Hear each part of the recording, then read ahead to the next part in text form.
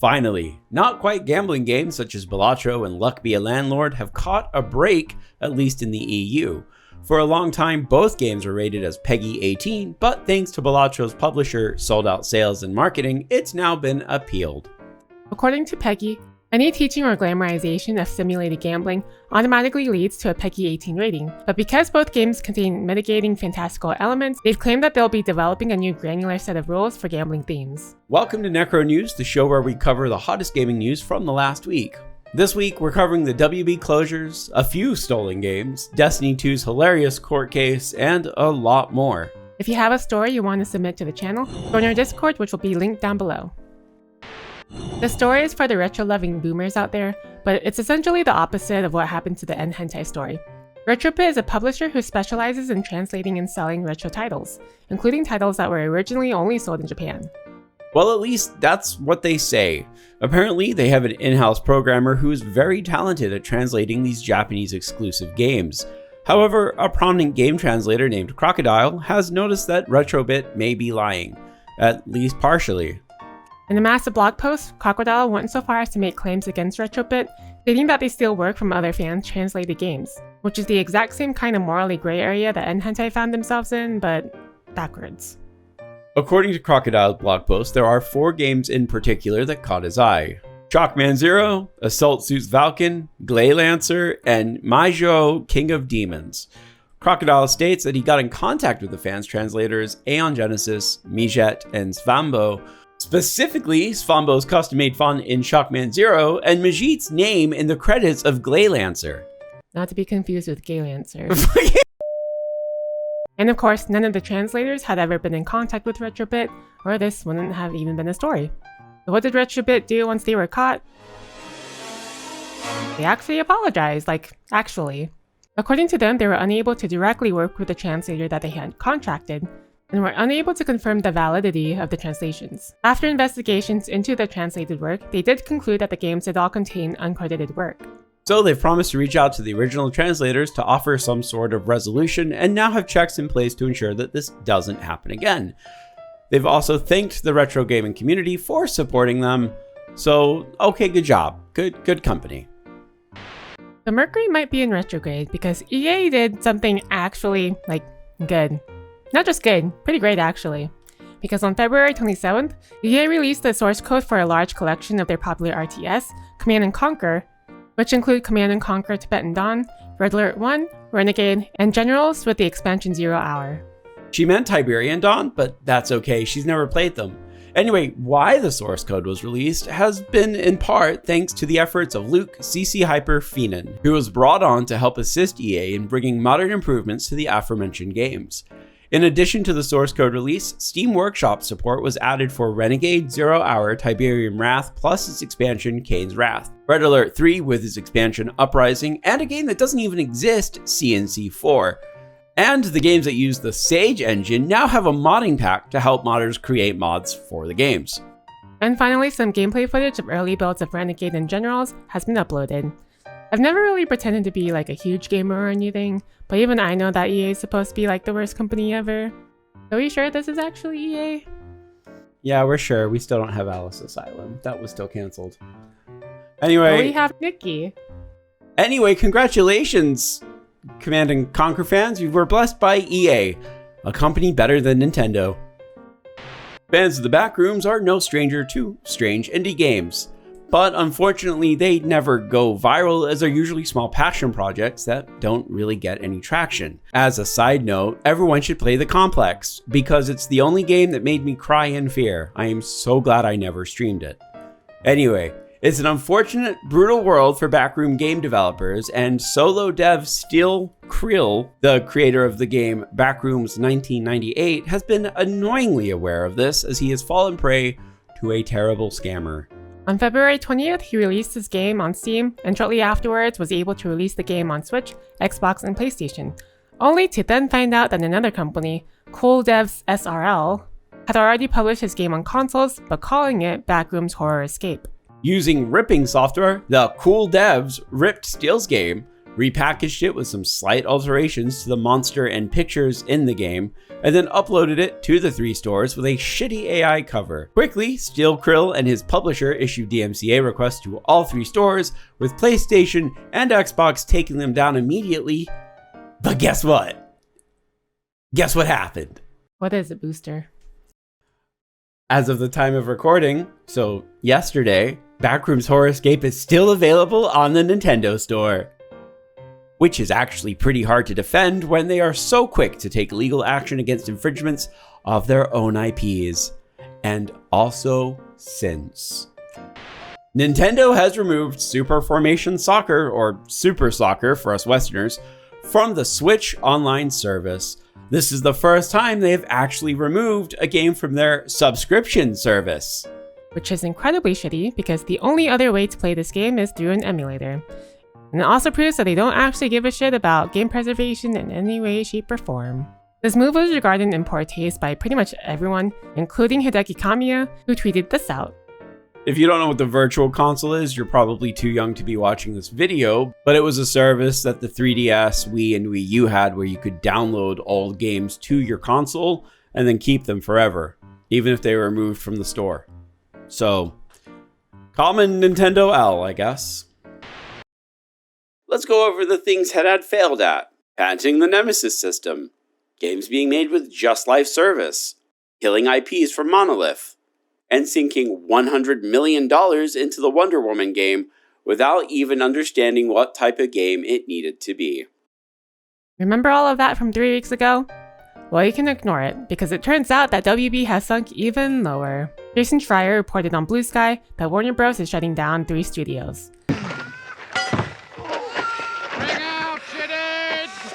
WB San Diego, Player First Games, and finally Monolith Productions, creator of Shadows of Mordor and its WB patented Nemesis system. That's not all. They were also working on the Wonder Woman game and were going to put the Nemesis system in it. But as the company is canned, so too is the Wonder Woman game. And life goes on. There has been some digging into what caused the closure of the studio, and, well, it's WB being stupid as usual. Basically, it seemed like Monolith didn't want to do another Lord of the Rings game after Shadows of War, so they went on to start development on Codename Legacy. This was Monolith's attempt to convince WB to pursue a new IP, but in 2021, WB told Monolith to cancel the project. The result was the departure of all the leadership and many developers from the team, who have since moved on to make cliffhanger games, who are also making the upcoming Black Panther game. So the remnants of Monolith had to now not only get a new team together, but also start making the Wonder Woman game, and you don't have to be a genius to know that this wasn't going to work. But hey, at least there are rumors that Rocksteady is now working on a Batman Beyond game. Not sure anyone really has faith in them after the Suicide Squad game. TBH. I guess a broken clock is right twice a day, as is the case with Riot. As it turns out, Riot noticed the fan backlash in response to the HexTech chests getting removed and has announced that they are coming back. Kind of. For a quick recap, Riot came to the conclusion that there were way too many different reward systems in League of Legends, and so they wanted to significantly reduce them and streamline it. HexTech chests getting removed as part of that streamlining. They also realized that by doing so, they removed a lot of the ways that new players were able to unlock new characters. So they ended up increasing the Blue Essence rewards, allowing players to have an easier time unlocking any of the League's 170 champions. Because that's not excessive. Well, this week they stated that with the upcoming patch, they will be re-adding the HexTech chests to the Battle Pass track, most being on the free side with 2 extras being on the paid track. According to some of our friends who have no life and play League of Legends, this isn't the best case scenario, but it's not the worst case, especially since they're cutting the price of all champions by 50% to help mitigate the trouble of obtaining any of these new characters for new players. What's it for anyone trying to make money? If you have a free service and you suddenly take that away, people are going to get pissed. Last October, Bungie received a lawsuit from science fiction writer Matthew Kelsey Martineau, accusing Bungie of plagiarized material being used in a campaign and faction in Destiny 2. Bungie had the Red War campaign and Red Legion faction in D2, and Matthew had the Red Legion. The leaders of both Reds were social outcasts who aimed to take control of a celestial entity that was in orbit above Earth, plus a whole bunch of other similarities that we're not going into. There was one specific problem for Bungie's defense against the lawsuit, which is their very weird practice of removing content from Destiny 2. Because you see, Bungie removed all traces of the Red campaign from the game years ago as part of a process they called vaulting, and they can't just re-add the campaign back because the campaign's code is apparently outdated. So how does a company who has removed their only defense defend themselves? Autism! A 10-hour video essay on the story of Destiny by My Name is Beef, and another video of all the cutscenes in the game by Destin L. These are acting as Exhibit B and C respectively, and we have no idea what Exhibit A is. But it is suffice to say that if 2 YouTube videos are evidence B and C, then Bungie has no real documents of what the hell they're doing with their lore. If I had a nickel for every time Nexon had stuff stolen by a ex-employee ran indie company. I'd have 2 nickels, which isn't a lot, but it's weird that it happened twice, right? Yep, it happened again. First it was with Iron Mace, and now it's with Dynamis 1, a company started by an ex-Nexon staff who worked on the MMO Blue Archive. You may remember them from last year when their game Project KV was cancelled after many people complained about how much it looked like Blue Archive. You wanna guess what this is about? You're wrong, probably. You're probably wrong. On February 24th, the South Korean police did a search of Dynamis 1's office and found that the company execs ran off with the development data of an unreleased and also undisclosed game as they left the Nexon company. A crime that the leadership at Dynamis 1 has been indicted for. And that's it. That's the story.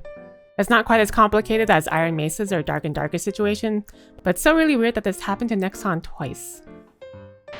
Our final story of the week tangentially relates to yesterday's Silent Hill stream, which I'm going to assume went well because it hasn't happened yet. But Bloober Team, the game developer behind the remake of the very successful Silent Hill 2 remake, has confirmed that they are collaborating with Konami on a new game based on Konami's intellectual property. Peter Bobbiano, the CEO of Team Bloober, has been purposely coy. He won't say what the game is or what the IP relates to, only that Konami will publish the game and continue to be the rights holder of the game. Does that mean it's going to be another Silent Hill? No, it could be anything, except Castlevania, because Konami will never make another Castlevania. Reminder, there are more cameos for Castlevania than there are Castlevania games. Then again, I guess that's true for Nier as well. My personal prediction is that they'll be remaking Homecoming, especially since the remake for Silent Hill 2 was far more action-oriented than the original, and it would fit the Homecoming remake. But I know everyone hates that game, so whatever. But what do you guys think? What would you like to see Konami remake? This week's Buried Alive banger, a game that our community doesn't think has had enough attention, is called Project Virai Doomer's Life Escape. It's not out yet, and there's no demo, so why are we recommending it to you? Well, 2 reasons. First, the game is about a Doomer girl who becomes a VTuber to escape her depressing life and to change her life for the better. Does that sound familiar? The second reason is because the game is being made by the wonderful artist Rukani, who if you don't know is the artist that helped create an outgirl for Spoof, and even drew me as a Russian outgirl. Also, Booster said the game has some good Russian post-punk music, so yeah. And here's our schedule for next week with the Rukani's art of me. Look at me. You make me happy, right, Scoof? I'll be streaming the new Infinity Nikki update and possibly spending money on gacha. He's probably going to be spending money. I'm going to be there to make sure she doesn't spend too much. Probably. No, you're not. You just enable me. And here are the games coming out this week. A lot of ones I don't care about. But there is Suikoden? Suikoden. I played that game. It was fun. And that's it for this week's Necro News. If you liked the video, subscribe to the channel. If you're not already, that's okay. We just appreciate you watching all the way through. And if you have made it this far, post a diamond emoji because I'm probably going to spend a lot of diamonds in Nikki. As always, a very special thank you to our channel members. Your guys' support really helps us out. If you'd like to help support the channel, consider becoming a member as it gives you access to bonus content like bloopers, sneak peeks, and other cool stuff we might be working on. That's it for this week, so until next time, goodbye.